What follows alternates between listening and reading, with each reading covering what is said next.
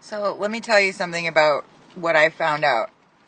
When I was first starting resin, and I used to just sit and make things like all day. I mean, just little things, like really, really small things. They didn't really belong to any other projects. They just were, I was just so fascinated with how resin worked, and especially UV resin and all kinds of stuff, that I just sat and made little trinket things all day.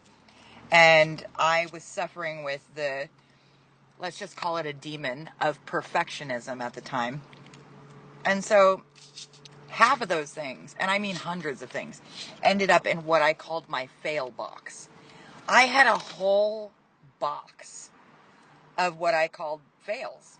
I mean, and they were small little things that only I would have noticed. And I knew that intellectually, but in my heart, I was still struggling with this demon of perfectionism. And I mean, it's bad programming, it's fallen programming. So this whole box sat next to my work table for like a year.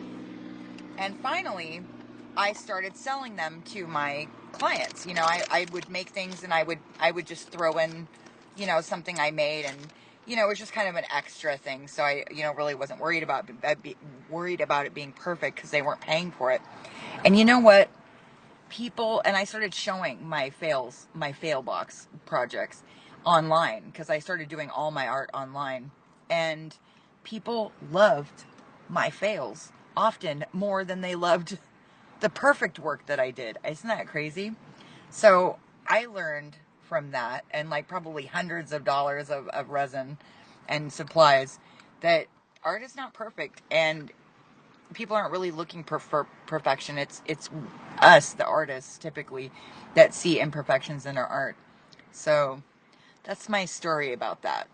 I don't have that perfectionism demon anymore, and I'll tell you what, it is a huge relief to find beauty in things that are perfectly imperfect. I love you. God bless.